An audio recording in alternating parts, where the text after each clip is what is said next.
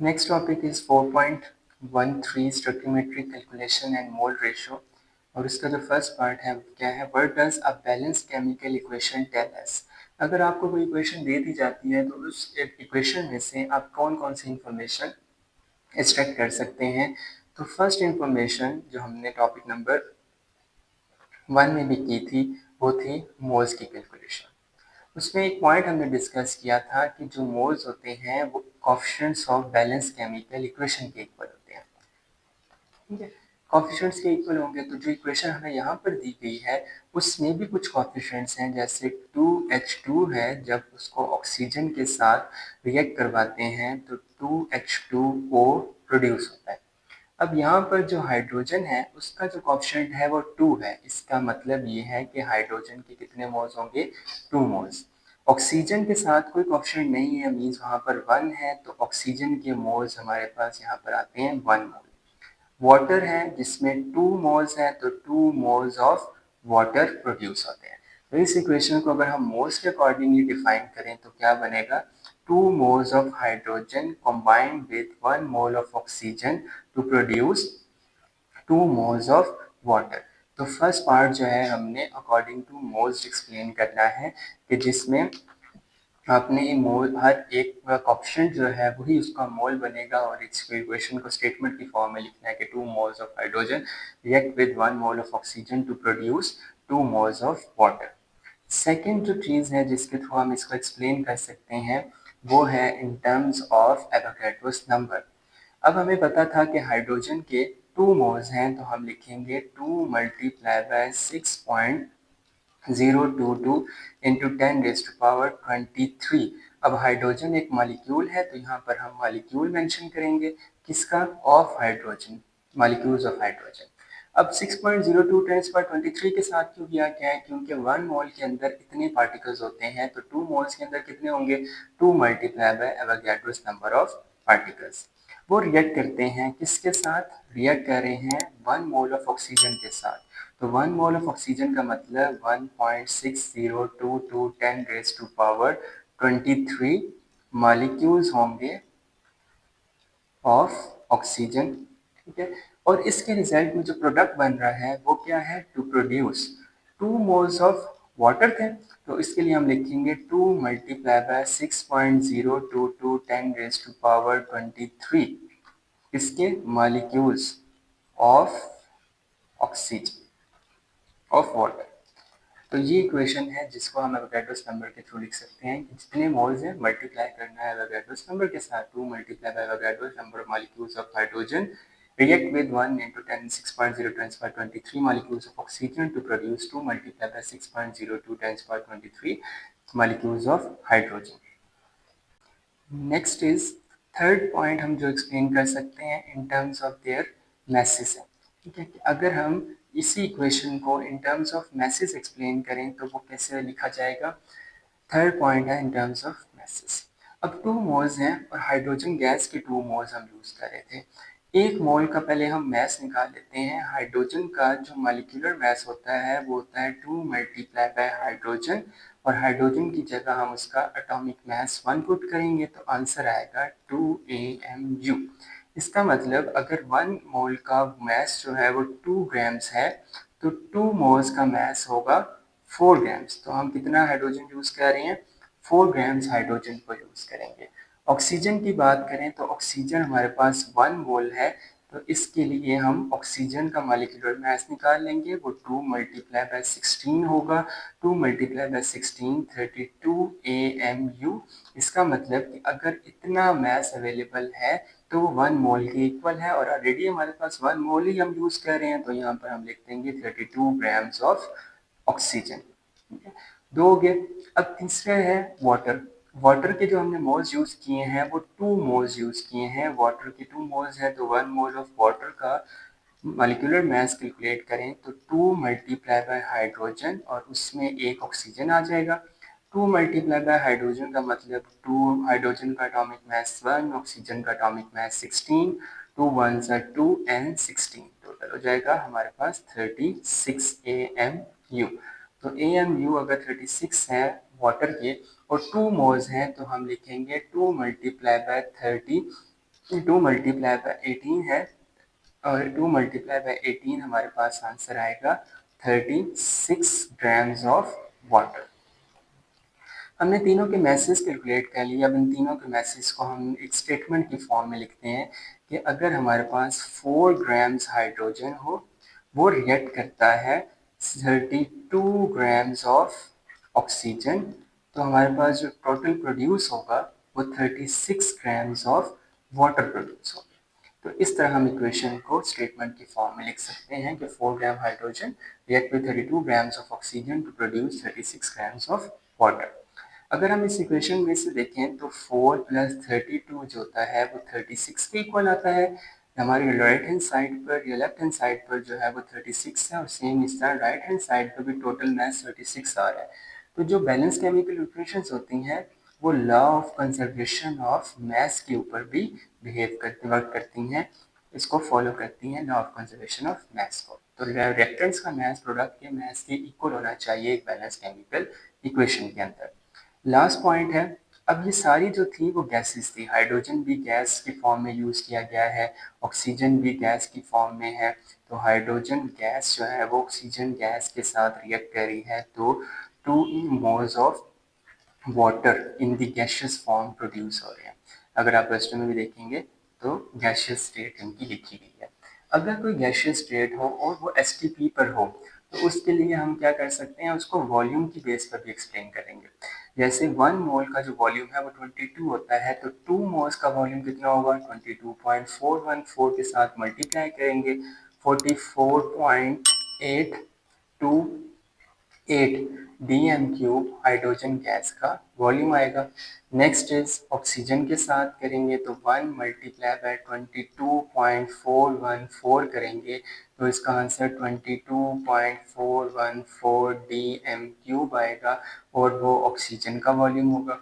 Same इसी तरह next point पे हम अगर जाते हैं तो 2 मल्टीप्लाई बाय वाटर के साथ करेंगे तो 2 मल्टीप्लाई बाय वाटर का मतलब 2 मल्टीप्लाई बाय 22.414 तो आंसर आएगा 44.828 D M cube of water यहाँ पर हम प्रोड्यूस करेंगे। तो तीनों के आपने वॉल्यूम्स कैलकुलेट कर लेने हैं और फिर हम उस बैलेंस केमिकल इक्वेशन में कैसे लिखेंगे कि 44.828 D M cube of hydrogen react करता है 22.414 D M cube of oxygen और इससे प्रोड्यूस क्या होगा 44.828 D M cube of water. तो इन चार मेथड्स के थ्रू हम इस इक्वेशन में से जो इंफॉर्मेशन एक्सट्रैक्ट कर सकते हैं, एक मोल्स, एक उनके एवोगाड्रोस नंबर की बेस पर, एक उनके मोलर वॉल्यूम के बेस पर और लास्ट जो थी वो मोलर मास की बेस पर हम इसे इंफॉर्मेशन को एक्सट्रैक्ट कर सकते हैं।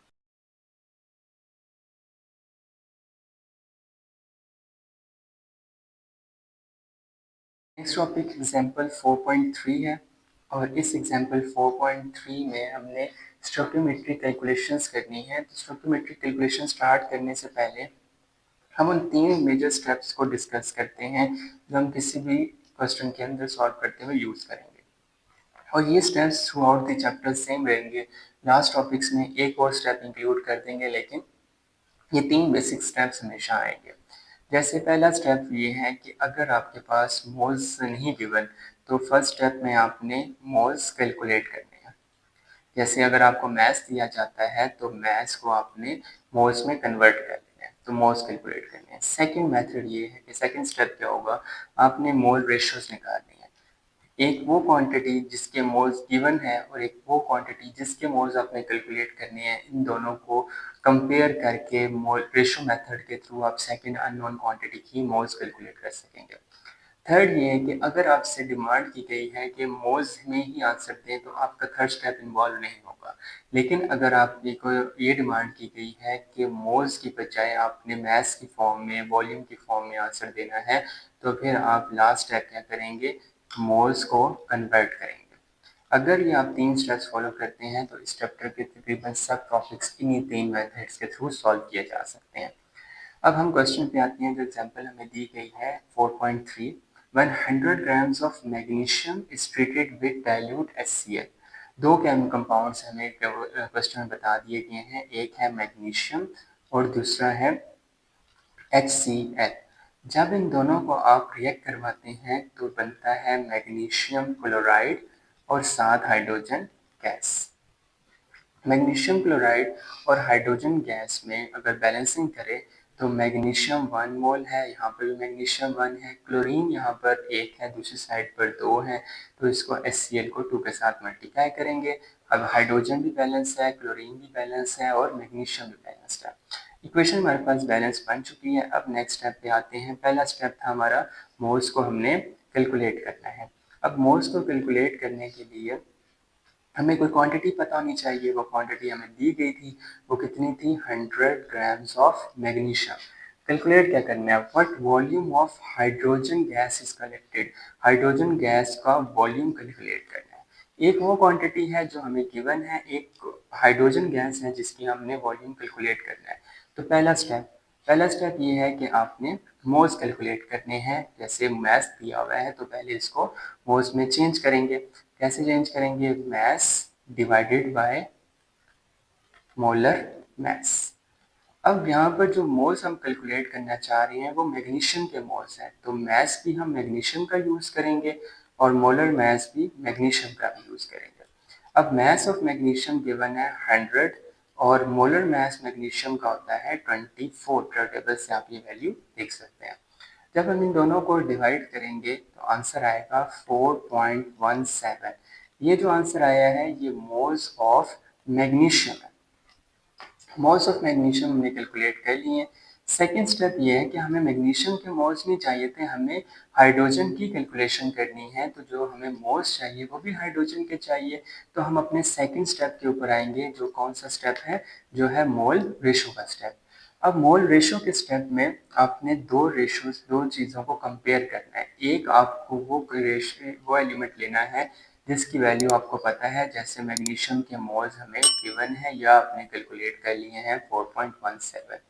इसको कंपेयर करना है आपने हाइड्रोजन के साथ जिसकी वैल्यू को कैलकुलेट करना हो। अब जिस तरह हमने मोलर वॉल्यूम और वॉल्यूम के टॉपिक में देखा कि उसमें हमें एक फर्स्ट वैल्यू लिखनी पड़ती है और सेकंड में हम अननोन वैल्यू को फाइंड आउट करते हैं। यहाँ पर जो फर्स्ट टर्म्स लिखेंगे वो इक्वेशन में से लिखेंगे।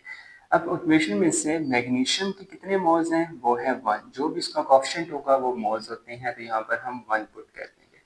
हाइड्रोजन की बात करें तो हाइड्रोजन के साथ भी कोई कोएफिशिएंट नहीं लगा हुआ है, इसका मतलब वो भी 1 है। तो हाइड्रोजन के भी मोल्स 1 है, मैग्नीशियम के भी मोल्स 1 है। अब मैग्नीशियम के जो मोल्स गिवन है वो है 4.17।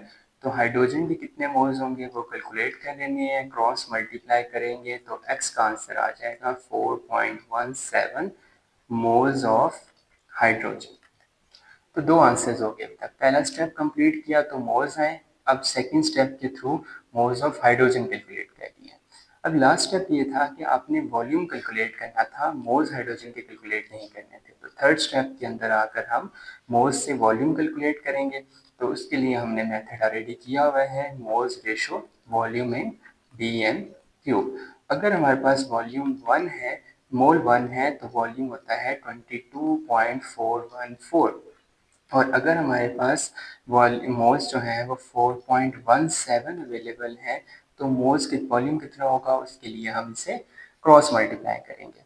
तो x1 सा x 22.414 को मल्टीप्लाई करेंगे 4.17 के साथ, तो जो आंसर आएगा वो आएगा 93.408 dm³। अब ये जो आंसर आया है ये हाइड्रोजन की मोल्स को यूज करके आया था, तो ये जो वॉल्यूम होगा ये भी किसका वॉल्यूम होगा, हाइड्रोजन। तो ये आंसर हमारा लास्ट। तो 3 स्टेप्स हमने यूज करने हैं, बाकी न्यूमेरिकल्स करते हुए भी हम इन्हीं 3 स्टेप्स के प्रोटोकॉल को फॉलो करेंगे और लास्ट में हमारा आंसर डिलीवर हो जाएगा।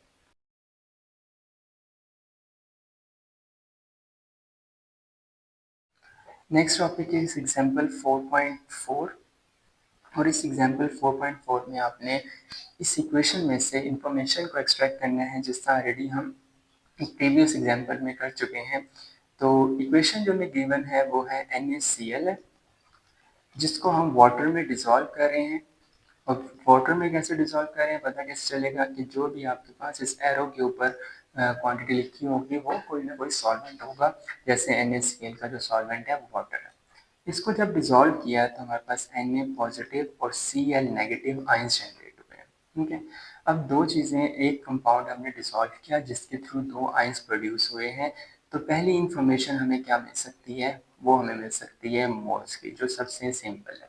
जैसे मोल्स की हमें क्या इन्फॉर्मेशन मिलेगी, मोल्स की इन्फॉर्मेशन ये है कि जो इनके कॉफिशिएंट्स होते हैं मोल्स के इक्वल होते हैं। जैसे NaCl का कॉफिशिएंट 1 है, सोडियम का कॉफिशिएंट 1 है, क्लोराइड का कॉफिशिएंट 1 है। तो अगर हम मोल्स के अकॉर्डिंगली डिफाइन करें तो NaCl के 1 मोल्स रिएक्ट करते हैं, वाटर में डिसॉल्व होंगे और प्रोड्यूस क्या करेंगे, 1 मोल ऑफ सोडियम आइंस और साथ 1 मोल ऑफ क्लोराइड आइंस। तो फर्स्ट डेफिनेशन, फर्स्ट इंफॉर्मेशन जो हम वहाँ से एक्सट्रैक्ट कर सकते हैं वो मोल्स की इंफॉर्मेशन है। सेकेंड इंफॉर्मेशन जो हमें यहाँ से मिल सकती है वो है on the basis of their Avogadro's number. Avogadro's number के अकॉर्डिंगली अगर हम करें तो 1 मोल 6.02 × 10⁻23 एवोगैड्रोस नंबर के इक्वल होता है। ठीक है, तो हम यहाँ पर लिखेंगे कि अगर हमारे पास 1 मोल NaCl है तो 1 मोल ऑफ NaCl की जब हम एवोगैड्रोस नंबर में रिप्रेजेंटेशन करते हैं तो वो कितने होंगे, 6.02 × 10⁻23।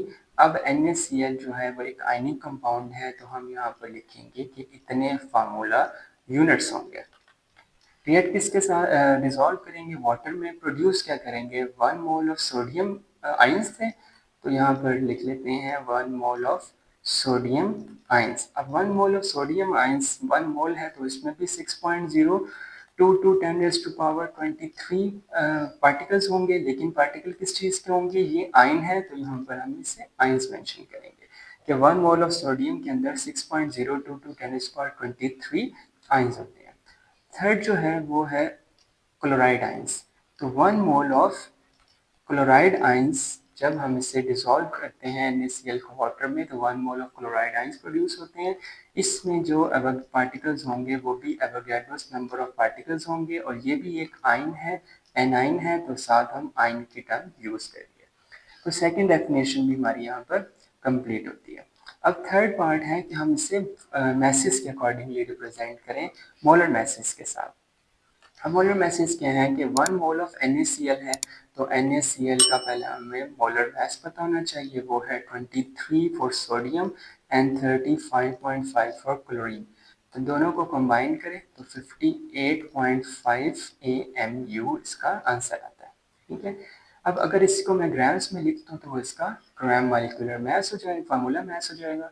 Na सोडियम आइंस जो है उसका मास होगा 23 ग्राम्स या 23 AMU इसका ग्राम मॉलिक्यूलर मास है।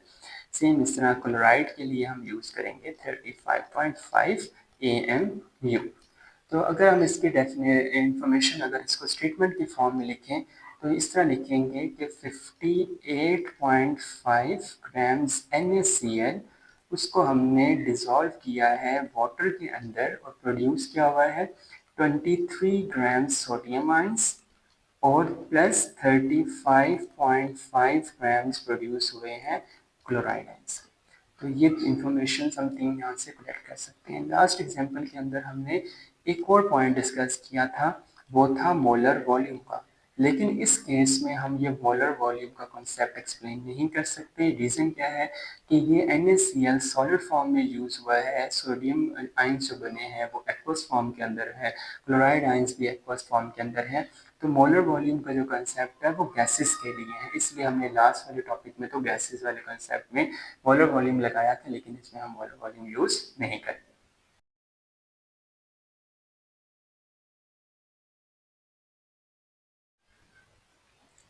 Next topic is concept assessment exercise 4.2।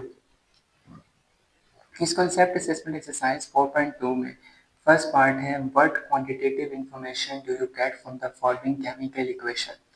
तो इक्वेशन जिस तरह मैं पिछली वाली एग्जांपल में किया उसी तरह इस दफ़ा फिर आपको इक्वेशन दी गई है C3H8, उसको 5O2 के साथ रिएक्ट करवा रहे हैं और ये फर्स्ट वाली भी गैशियस फॉर्म में है, ऑक्सीजन भी गैशियस है, और रिएक्ट करने से दो चीज़ें प्रोड्यूस हो रही हैं, एक कार्बन डाइऑक्साइड जो गैशियस फॉर्म के अंदर है और 4 मोल्स ऑफ वाटर जो वो भी गैशियस फॉर्म के अंदर है।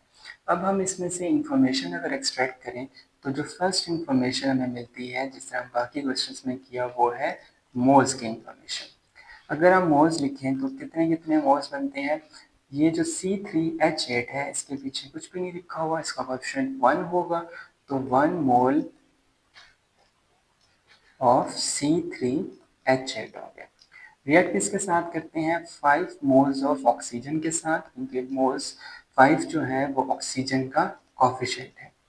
1 मोल ऑफ C3H8 रिएक्ट करता है 5 मोल्स ऑफ O2 के साथ, और इसके रिजल्ट में दो चीज़ें प्रोड्यूस हो रही हैं, एक कार्बन डाइऑक्साइड और दूसरी है वाटर। अगर हम कार्बन डाइऑक्साइड के मोल्स देखें तो वो 3 मोल्स हैं, तो हम लिखेंगे 3 मोल्स ऑफ कार्बन डाइऑक्साइड, और वाटर के लिए लिखेंगे तो 4 मोल्स ऑफ वाटर होंगे। तो इस पूरी इक्वेशन को हम इस तरह लिख सकते हैं कि 1 mole of C3H8 react with 5 moles of oxygen to produce 3 moles of carbon dioxide and 4 moles of water molecules। तो फर्स्ट पार्ट हमारा यहाँ पर कंप्लीट हो जाता है। सेकेंड इंफॉर्मेशन जो हम यहाँ से एक्सट्रैक्ट कर सकते हैं वो है एवोगैड्रोस नंबर की बेस पर। अगर हम इसे लिखें, अगर हम इसे एवोगैड्रोस नंबर की बेस पर लिखते हैं तो हमें चाहिए हर एक के मोल्स, वो ऑलरेडी हम पिछले वाले में से कैलकुलेट कर चुके हैं। तो लिखा हमें पता था कि 1 मोल ऑफ C3H8 है, तो 1 मोल ऑफ C3H8 के अंदर कितने मॉलिक्यूल्स होंगे, तो 6.022 इंटू 10⁻23 मॉलिक्यूल्स यहाँ पर अवेलेबल होंगे। इसी तरह नेक्स्ट है हमारे पास 3 moles of 5 moles of oxygen, तो 5 मोल्स ऑफ ऑक्सीजन के अंदर जो नंबर ऑफ मॉलिक्यूल्स होंगे वो 5 मल्टीप्लाई बाय 6.022 10⁻23 मॉलिक्यूल्स होंगे। और अगर हम नेक्स्ट वाले मॉलिक्यूल जो ऑक्सीजन है उसके लिए, अगर कार्बन डाइऑक्साइड है उसके लिए देखें तो 3 moles of carbon dioxide use हो रहे थे, तो इसलिए जो इसमें एवोगैड्रोस नंबर होंगे वो 3 मल्टीप्लाई बाय 6.022 इंटू 10⁻23 मॉलिक्यूल्स होंगे। और लास्ट में था 4 मोल्स ऑफ वाटर, और 4 मोल्स ऑफ वाटर में 4 मल्टीप्लाई बाय 6.022 10⁻23 मॉलिक्यूल्स अवेलेबल होंगे। तो दो टर्म्स हमने एक्सप्लेन कर ली, एक इन टर्म्स ऑफ मोल्स और दूसरा in terms of Avogadro's number. Third जो चीज़ हम यूज़ कर सकते हैं एक्सप्लेनेशन के लिए वो है इनके मैसेस, वो है मॉलिक्यूलर मैस। तो मॉलिक्यूलर मैस को अगर हम एक्सप्लेन करें तो हमारे 4 मॉलिक्यूल्स हैं जिनके मॉलिक्यूलर मैसेस हमें चाहिए। जैसे 1 मोल था C3H8 का, तो पहले C3H8 का मैस हमें पता होना चाहिए वो कितना है, 3 मल्टीप्लाई बाय 12 प्लस 8, तो वो टोटल हो जाएगा 44 AMU। और हमारे पास इसके 1 मोल से, तो इसको 1 के साथ मल्टीप्लाई करके इसका मैस आ जाएगा 44 grams. Next is oxygen. Oxygen की बात करें तो 2 ऑक्सीजन है एटम्स, तो 2 मल्टीप्लाई बाय ऑक्सीजन, तो ये हो जाएगा 2 मल्टीप्लाई बाय 16, तो आंसर आएगा 32 ग्राम्स AMU। और इस तरह के हमारे पास 5 मोल्स थे, तो 32 मल्टीप्लाई बाय 5 करेंगे तो आंसर आएगा इसका 160 ग्राम्स। थर्ड पार्ट अगर हम देखें तो वो है कार्बन डाइऑक्साइड का। तो कार्बन डाइऑक्साइड के लिए CO2, तो इसके हैं कार्बन के 12, ऑक्सीजन का 2 मल्टीप्लाई बाय 16 करेंगे तो टोटल हो जाएगा हमारे पास 44 AMU। और इस तरह के अगर हमारे पास 3 मोल्स हैं तो वो बन जाएंगे 3 मल्टीप्लाई बाय 44, तो आंसर आएगा 132 ग्राम्स। तो हमने हर एक की इसी तरह मैसेज कैलकुलेट कर लिया। Last one is water. Water का अगर हम मॉलिक्यूलर मास निकालें तो 2 प्लस ऑक्सीजन का 16, तो टोटल आ जाएगा 18 AMU। और इस 18 AMU के जब हम मोल्स टोटल मास निकालेंगे तो हमारे पास 4 मोल्स थे, तो 4 मल्टीप्लाई बाय 18, तो आंसर आएगा 72 ग्राम्स ऑफ वाटर। तो चारों मैसेज हमने कैलकुलेट कर लिए। अब अगर हम इसकी इक्वेशन बनाएं तो लिखेंगे कि सबसे पहले हमारे पास 44 ग्राम्स थे जो यूज़ किए थे हमने C3H8 के प्रोपेन के, तो यहाँ से हम 44 ग्राम्स पिक कर देंगे। तो 44 ग्राम्स ऑफ C3H8 रिएक्ट कर रही है किसके साथ, 160 ग्राम्स हमने यूज़ किए थे ऑक्सीजन के, और इसके रिजल्ट में प्रोड्यूस क्या हो रहा है, प्रोड्यूस हमारे पास दो कंपाउंड्स हो रहे हैं, एक CO2 जो है 132 ग्राम्स कार्बन डाइऑक्साइड प्लस दूसरा कंपाउंड था वाटर, वो प्रोड्यूस हो रहा था 72 ग्राम्स ऑफ वाटर। तीन टर्म्स के थ्रू हमने इसे एक्सप्लेन किया। अब हमारी जो लास्ट टर्म रह जाती है वो यहाँ पर है मोलर वॉल्यूम। अब मोलर वॉल्यूम का कंसेप्ट यहाँ पर हम यूज़ कर सकते हैं। उसकी रीज़न ये है कि जो हमारे पास उसकी स्टैंडर्ड स्टेट्स गिवन थी वो सब गैसेस की फॉर्म में थी। जब हमने कहा था कि मोलर वॉल्यूम का कंसेप्ट हम गैसेस के लिए अप्लाई करते हैं, तो यहाँ पर हम गैसेस के लिए अप्लाई कर सकते हैं। उसके लिए हमें मोलर वॉल्यूम्स पता होने चाहिए। कैसे कि जैसे फर्स्ट वाला टर्म है हमारे पास C3H8, वो एक गैस है और 1 मोल ऑफ गैस है, तो इसलिए हम 1 के साथ इसके 22.414 dm³ को मल्टीप्लाई करेंगे। Next is oxygen. ऑक्सीजन की बात करें तो ऑक्सीजन में 5 मोल्स थे, इसलिए 5 मल्टीप्लाई बाय 22.414 dm³ होगा। Next is carbon dioxide. Carbon dioxide के 3 मोल्स थे, तो 3 मल्टीप्लाई बाय 22.414 dm³ वॉल्यूम इसका टोटल आएगा। और last one is water. Water के हमने 4 मोल्स यूज किए थे, तो 4 मल्टीप्लाई बाय 22.414 dm³।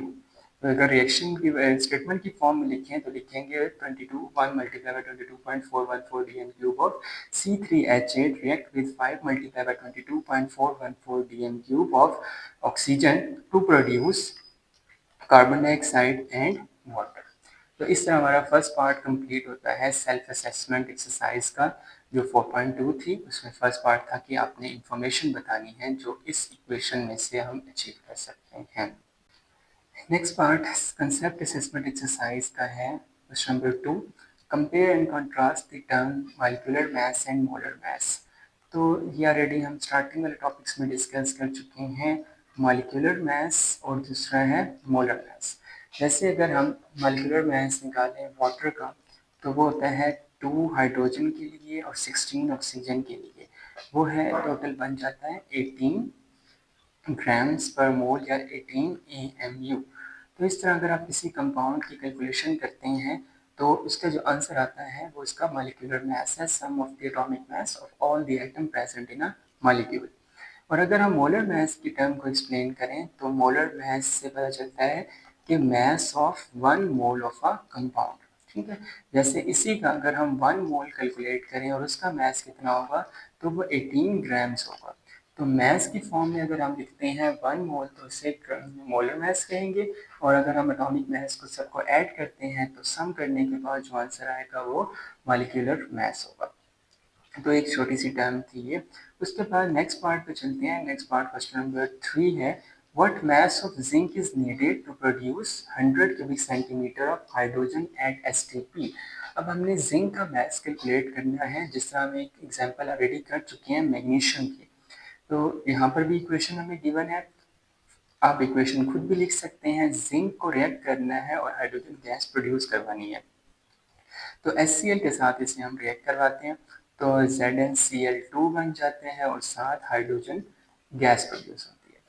तो पहले तो इसे बैलेंस करना पड़ेगा क्योंकि ये बैलेंस नहीं है। जिंक यहाँ पर 1 है, यहाँ पर भी जिंक 1 ही है, लेकिन क्लोरीन यहाँ पर 1 है और प्रोडक्ट में 2 क्लोरीन के एटम्स यूज हो रहे हैं, तो इसलिए हमें इसको 2 के साथ मल्टीप्लाई करना पड़ेगा। तो अब हमारे पास जिंक भी बैलेंस है और क्लोरीन भी बैलेंस है, लेकिन हाइड्रोजन जो है वो यहाँ पर 2 थे और इधर भी देखें हाइड्रोजन हमारे पास 2 ही आ गए हैं। तो इक्वेशन अभी हमारे पास बैलेंस हो चुकी है और इसके हमें कोफिशिएंट्स भी पता चल चुके हैं, सो हमें मोल्स जो है वो आसानी से हम कैलकुलेट कर लेंगे। जैसे यहाँ पर जिंक है तो जिंक के 1 मोल है और HCl के 2 मोल्स यूज हो रहे हैं। जिंक क्लोराइड के भी 1 मोल है और हाइड्रोजन के भी 1 मोल्स है। और हमने फाइंड क्या करना है, what mass of zinc, mass calculate करना है जिंक का। गिवन क्या है हमारे पास, 100 क्यूबिक सेंटीमीटर ऑफ हाइड्रोजन। तो अगेन हम उन्हीं 3 स्टेप्स को फॉलो करेंगे। फर्स्ट स्टेप के अंदर हमें मोल्स कैलकुलेट करने हैं। तो गिवन क्या है, हमें वॉल्यूम गिवन है, तो वॉल्यूम से मोल्स कैलकुलेट करने का मेथड हम ऑलरेडी कर चुके हैं। मोल्स को कंपेयर करना है वॉल्यूम इन डीएम क्यूब के साथ। अगर हमारे पास मोल्स 1 है तो वॉल्यूम होता है 22.414, और अगर हमारे पास मोल्स हो वॉल्यूम हो 100 क्यूबिक सेंटीमीटर, तो इसको हम पहले डीएम क्यूब में कन्वर्ट करेंगे। तो डीएम क्यूब में कन्वर्ट करने के लिए इसे 0.1 डीएम क्यूब बना देंगे बाय डिवाइडिंग बाय 1000। तो यहाँ पर फिर हम यूज़ करेंगे 0.1। अगर हम मोल्स कैलकुलेट करना चाहें तो क्रॉस मल्टीप्लाई करेंगे, क्रॉस मल्टीप्लाई करें तो आंसर आता है 22.414, ठीक है। और x साथ मल्टीप्लाई हो जाएगा, और 1 को जब 0.1 के साथ मल्टीप्लाई करेंगे तो 0.1 आंसर आएगा। x की वैल्यू कैलकुलेट करनी है तो x की वैल्यू हो जाएगी 0.1 डिवाइडेड बाय 22.414। तो इसके जो आंसर में आएगा 00446 मोल्स। अब ये जो मोल्स आए हैं ये हमारे पास आ गए हैं हाइड्रोजन के। हमने जो हाइड्रोजन के मोल्स कैलकुलेट नहीं करने थे, हमें मास चाहिए था जिंक का, तो हमें मोल्स भी जिंक के चाहिए। तो मोल्स ऑफ जिंक कैलकुलेट करने के लिए हम यहाँ पर सेकंड स्टेप पर आएंगे, जिसमें रेशियो कैलकुलेट करनी है हमने एक हाइड्रोजन के जिंक के साथ। हाइड्रोजन हमने इस वजह से यूज़ किया क्योंकि हाइड्रोजन की डाटा हमें गिवन था, जो हमने कैलकुलेट भी आगे मोल्स कैलकुलेट कर चुके हैं 0.00446, और जिंक के हमें कैलकुलेट करने हैं। तो इसके लिए हम रेशियो निकाल लेंगे हाइड्रोजन और जिंक की। तो फर्स्ट टर्म जो लिखते हैं वो इक्वेशन में से लिखते हैं। जैसे जिंक के हमें 1 मोल्स गिवन है केमिकल इक्वेशन में से, और हाइड्रोजन के भी 1 मोल है, तो हाइड्रोजन और जिंक दोनों जगह पर हमने 1 और 1 मेंशन कर देना है।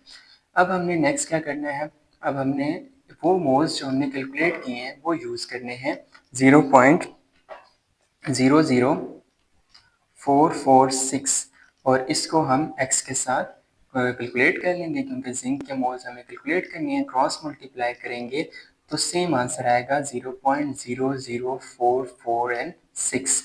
तो सेकंड पार्ट में हमने मोल्स ऑफ जिंक कैलकुलेट कर लिए हैं। अब थर्ड पार्ट रह गया जिसमें हमने मोल्स नहीं कैलकुलेट करने थे बल्कि एक्चुअली मास कैलकुलेट करना था। तो मास का फॉर्मूला लगाएंगे, मास इक्वल होता है moles multiply by molar mass, और हमने जो मास कैलकुलेट करना है वो जिंक का मास है, तो मोल्स भी जिंक के यूज करेंगे और मोलर मास भी जिंक का ही होगा। अब जो मोल्स हैं जिंक के वो 0.00446 है, और इसको मल्टीप्लाई करेंगे मोलर मास के साथ, तो मोलर मास की वैल्यू हमारे पास आती है 65 जिंक के लिए, और जब इन दोनों को मल्टीप्लाई करते हैं 0.28